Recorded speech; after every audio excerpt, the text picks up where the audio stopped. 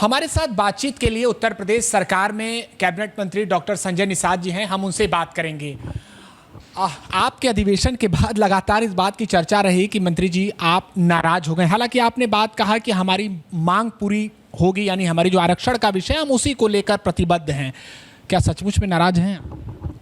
नहीं, हमारे वो कुछ लोग नाराज करते हैं हमें और हमारे समाज को। तो जो मेरे समाज को नाराज करेगा तो समाज का मैं अगुआ हूँ, उसको अब हम लड़ाई अंतिम पावदान पर। अब हो गया ना कि एक तारीख चलती है, एक बार पूरा बहस हो जाता है। अब बहस के बाद फैसला होते हैं। अब मोदी के पास देश भर के ताल से निकल के हमारा समाज ताल कटोरा पहुंच गया दिल्ली में, और पूरा राष्ट्रीय मुद्दा है हमारा। पूरे देश के हर प्रदेश के लोग तेलुगु में बोले, तमिल में बोले, मलयालम में बोले, उसको मराठी में बोले, जो है आपके देखे होंगे कि छत्तीसगढ़ी में बोले, पासर जो है राजस्थानी में बोले, आपके वहाँ हरियाणवी में बोले, राजस्थानी बोले। आप देख लो ना, ये सारे के सोरे सो ये इन प्रदेशों में हमारी पार्टी, हर क्षेत्रों में पार्टी, ये आकर ताल कटोरा में यह अपने कि हम देश को आज़ाद कराने वाले हैं, 24 कैरेट के राष्ट्रवादी हैं, हम अंग्रेज़ों मुगलों से झुकने वाले नहीं हैं, हम न धर्म बदलने वाले हैं न हम बात बदलने वाले। एक बात है, हमारा देश में अधिकार है, वो हमें मिलना चाहिए। कौन लोग? अरे निषाद लोग हैं। इन्होंने पहले हाईवे तो था नहीं, सड़क से नदियों से आए, सीधी लड़ाई लड़े अंग्रेज़ों से, मुगलों से। उन्होंने हमें क्रिमिनल कास्ट घोषित कर दिया 12 अक्टूबर 1871 को कि निषाद बदमाश है, राजभर बदमाश है, ये बदमाश जातियाँ हैं, कतली जातियाँ हैं। इनको छीन लिया, कानून बना के छीन लिया, देश संविधान आज़ाद हो गया, संविधान बन गया। ये आरक्षण भीख थोड़ी है। आरक्षण हमारे पुरखों के जो है फांसी पर चढ़ने का परिणाम है, देश को आज़ाद कराने का परिणाम है, मौत के घाट उतारने का परिणाम है अंग्रेज़ों को। ये तो मिलना चाहिए ना। पिछली सरकारों ने गलती की, इनको काम किया, देखो कहीं धोखा खा गई कांग्रेस, धोखा खा गई सपा बसपा। आज आरक्षण का मुद्दा एकदम अंतिम चरण में है। योगी ने पत्र लिख दिया, पहल किया कि अटेस्ट हो गया आरजीआई से। माननीय प्रधानमंत्री ने 10% आरक्षण दे दिया, महिलाओं का आरक्षण दे दिया। एक गरीब निषाद के घर जाके खाना खा लिया। ये कह दिया कि जय निषाद राज का नारा 9 बार बोला। कहे भाई निषाद राज के बिना भगवान राम अधूरे हैं, राम के बिना निषाद राज अधूरे हैं। अब एक दूसरे का पूरक हैं, तो अगर हम एक दूसरे के पूरक हैं और भगवान राम को निषाद राज ने पहली बार पहचाना कि ये मित्र थे, हैं, आगे रहेंगे, एक ही गुरुकुल में पढ़ते रहे, लेकिन दिव्य शक्ति तो पहले दर्शन तो निषाद राज ने किया। ये भगवानों के भगवान हैं। और उसी भाजपा में रहने वाले जो दूसरे पार्टी के आने वाले जो इम्पोर्टेड नेता कह रहे जय निषाद राज क्यों बोलते हो, ये जय निषाद राज का झंडा क्यों लगता। इसके मतलब वो मोदी योगी का विरोध कर रहा है। वो किसका काम कर रहा हो? तो पिछली जहाँ था जिस पार्टी का, तो ऐसे में हमें कहना ही पड़ेगा इस तरीके का। और उसी परिप्रेक्ष्य में वो बयान था और कोई नहीं था। संजय जी, एक विषय और भी स्पष्ट है कि उत्तर प्रदेश के 150 सीटों से के अलावा बिहार हो, छत्तीसगढ़ हो या आसपास के अन्य राज्य हो, वहां पर निषाद समाज का सीधा प्रभाव है। लेकिन कौन लोग हैं जो ये अभी भी नहीं समझ सके हैं कि कहीं ना कहीं आप सियासत को पलटने का मादा रखते हैं? देखिए, पहले भी जब अम्बेडकर आए, संविधान बनाया, तो लेदरमैन, वाशरमैन, फिशरमैन सबका लिखा। और हुआ कि भाई संविधान में लिख गया, लेकिन अधिनियम तो बन जाते हैं, मेरा नीति के वो लागू नहीं हो पाता। नीति बनाने के लिए उन्होंने आरपीआई बनाई, रिपब्लिकन पार्टी ऑफ इंडिया। उन्होंने फिर शेड्यूल कास्ट फेडरेशन बनाया। कहले अरे रोको अम्बेडकर को, रोको। ये कांग्रेस थी उस समय, तब कहाँ सस्ते में एक नेता मिलेगा, बिहार से उसको लाया और समाज को भ्रमित कर दिया। अब पूरे देश का जो लेदरमैन दलित समुदाय भ्रमित हो गया। कांग्रेस का उठाता रहा झंडा, खाता रहा डंडा, बनता रहा अंधा, चलाता रहा इनका धंधा, लेकिन जिद नहीं मानी। देखो आगे कांसी राम मार्गदर्शन बन के उन्होंने कहा है कॉन्स्टिट्यूशनल राइट है, वो तुम कौन सा अधिकार ले रहे हो, सेवा तुम्हारा अधिकार है, साफ करो पाखाना है, तब जो है ये सब दुनिया कहना। अरे यार, ये संविधान में लिखा खजाना, जाओ तुम्हारा बच्चा पढ़ेगा, खजाना पाएगा। तुम्हारा अनुसूचित जाति आरक्षण अत्याचार निवारण अधिनियम से बनाओ, पर ये अनुसूचित जाति अत्याचार निवारण अधिनियम से सम्मान, सुरक्षा, समृद्धि सुरक्षित था। तो क्यों नहीं कांग्रेस छीन रही? भाई मिला तो तब जब उनका टोपी झंडा, इन्होंने कहा अब नहीं उठाएंगे तुम लोगों का झंडा, अब ले लेंगे अपना डंडा, उसमें लगाएंगे जय भीम का झंडा है। अब नहीं बनेंगे अंधा, अब नहीं खाएंगे पीठ पर डंडा है, बंद कराएंगे तुम्हारा धंधा। हो गया इन लोगों का। जैसे माननीय मुलायम सिंह आए, भाई पिछड़ापन है, पिछड़ों के नेता के रूप में है। कल अरे रोको रोको रोको रोको, ये देखो जगजीत का नाम है, रामनरेश यादव मुख्यमंत्री बना दिया फ्री में, लेकिन यादव ने कहा हम रुकने वाले थोड़ी हैं दिया उन्होंने भी अपना मोटा डंडा उसमें लगाया, अपना जो है समाजवादी का झंडा। देखो लो कैसे यादव भाई सत्ता में आए। आज देखो पहले चरवाहा पैदा होते थे, अब कलम चलाने वाले, बंदूक चलाने वाले, प्रदेश चलाने वाले, उनके माँ के कोख से हरवा पैदा होते थे, अब हाकिम पैदा होने लगे। इसके मतलब ये टोपी, झंडा, नारा, ये राजनीति और संविधान, ये जो है कलम की ताकत देगा। जैसे डॉक्टर संजय आए, अरे देश को उजाड़ने आज़ाद कराने वाली जाति 193 जाति, आओ इधर, तुम्हें तो कानून से उजाड़ा था अंग्रेजों ने, मार्शल कॉम किया था, तुम तो इस देश के 24 कैरेट के तुम जो है राष्ट्रवादी हो, तुम्हारे पुरखों ने देश को आज़ाद कराया तो कानून से उजड़े। Criminal tribes act inquiry committee अंथा समय 11/1949 का था, 74 प्रकार की व्यवस्था। तो तुम्हें तो लेदरमैन, वाशरमैन के साथ फिशरमैन भी उसी में है, तरमाली पासी के रूप में राजभर है, चिल्कार, प्रजाप, ये जातियां जो हैं 193 उत्तर प्रदेश में उतरी हुई है। और 500 इनको बस जगाने के लिए, बसाने के लिए मैंने कहा भाई तुम्हारा कॉन्स्टिट्यूशनल राइट लिखा हुआ, कहना रोको रोको रोको। जैसे हाथी और पंजा साफ हो गए और साइकिल हाफ हो गई और भाजपा 7 हो गए, कहना रोको डॉक्टर वाग, रोको रोको रोको।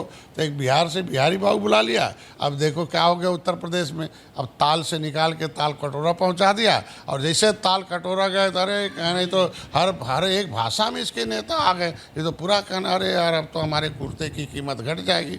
ये तो देश भर के निषादों को ही राजनीतिक कुर्ता पहना दिया। अब जिसका कुर्ते की कीमत घटेगी तो वो अपना उल्टा पुल्टा हर मंडलवे में, हर एक जिला में, हर एक छोटे छोटे कुर्ताधारी नेता परेशान है कि अब हम कहाँ जाए। मैं तो उनसे अपील करूंगा, मेरे वंशज हैं, जिस तरीके से विनोद बिंद और जो है मैं पीयूष रंजन को लाया, सरवन बेटा है, हमें निषाद पार्टी और भगवान निषाद राज के वंशज बने और हम उन्हें विधायक बनाते हैं। क्या ज़रूरत है विभीषण का जो है दलाल का लेवी लगाने के लिए, आए उनको हम विधायक बनाते हैं। चूँकि हम तो भाई देखो पहले नोट का लेन देन होता था, तब जो है ये नेता वोट दिलाते थे। अब हम वोट का लेन देन करते हैं ना कि अगर वोट चाहिए 18% निषादों का तो हम वोट आपको दिलवाएंगे, आप भी हमें वोट दे दो हमारी पार्टी को। तो निषाद पार्टी को भाजपा सीट देती है, हम उन्हें जीत देते हैं।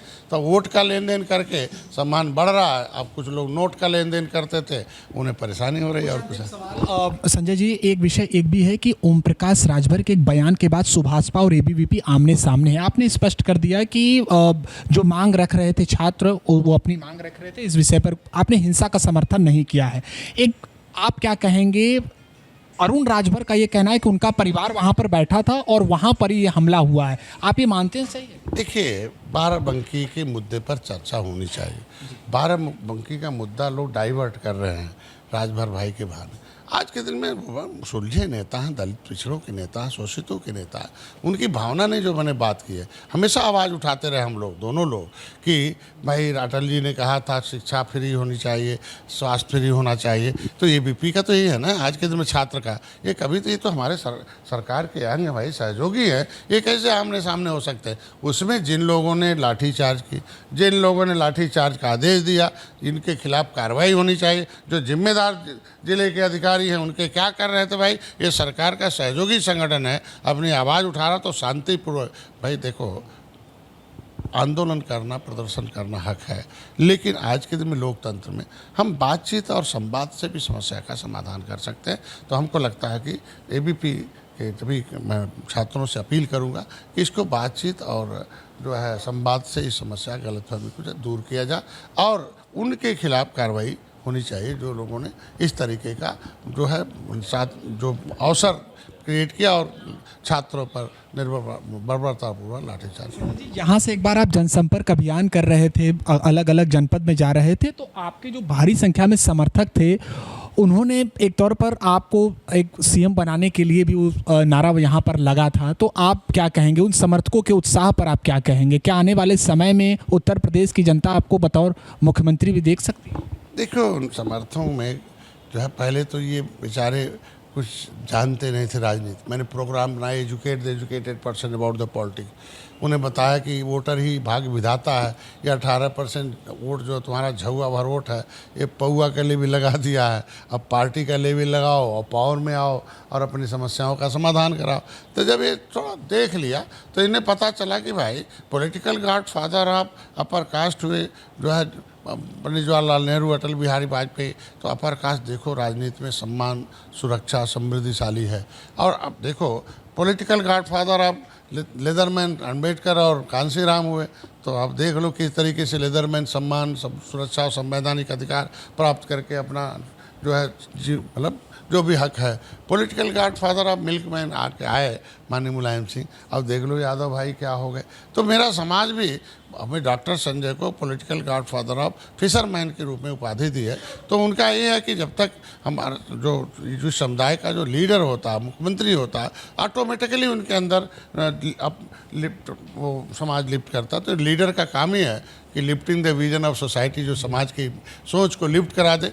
तो हम अपने समाज की सोच लिफ्ट करा दिया कि पहले मछली मारते थे, मैंने बताया जा रहा यार तुम तो मछली नहीं मारते थे, अंग्रेजों को मारते थे, हैं तुम्हारे पूर्व के देश को आज़ाद कराते थे, हैं दुनिया का सड़क वड़क था ही नहीं, हाईवे तुम्हारे नदी से समुद्री जहाज चलती थी, तुम्हारे पुरखों पास पहले जहाज थी, कहाँ घूम रहे भैया ये। तो उनको लगा कि नहीं ये तो सोच बड़ा। मैं निषाद राज किले पर जब ले जाता हूँ तो इनकी सोच बदल जाती भाई कि राजा जो थे तो राजा बनना चाहिए। तो लोकतंत्र में तो पहले था कि भाई राजा जो है रानी के पेट से पैदा होता था, अब तो वोट से पैदा होता था। उनको बताए भाई अब दुश्मन तो डंडे से नहीं झंडे से मरेगा, और अब बंदूक में नहीं बटन में ताकत है और गोली में नहीं बोली में ताकत है। इसलिए जय निषाद राज की आवाज़ घर घर जा रही है। अभी तो फिलहाल इस समय ये भारतीय जनता पार्टी है। एक जो है चाय बेचने वाले बेटे प्रधानमंत्री बना सकती है। हमारे आज के दिन में हमारे मार्गदर्शक पीठाधीश्वर मुख्यमंत्री बना सकती है। तो एक निषाद राज के वंशज के बेटे को कभी भी सोचे कि बीजेपी कुछ भी बना सकती है। आखिर आज के दिन में हम आए ना, लोगों को जगाए ना। आज के दिन में जिस तरीके से त्रेता में भगवान राम ने निषाद राज को गले लगाया था, तो इस युग में भी देखो मोदी योगी ने गले लगाया है। इससे बड़ा सम्मान क्या हो सकता है। तो इसलिए आगे इसीलिए भावनाएँ हैं उनका, ये बोलते रहते हैं। ठीक है, शुक्रिया बातचीत के लिए। तो तमाम विषयों पर बातचीत की है उत्तर प्रदेश सरकार में कैबिनेट मंत्री संजय निषाद जी ने।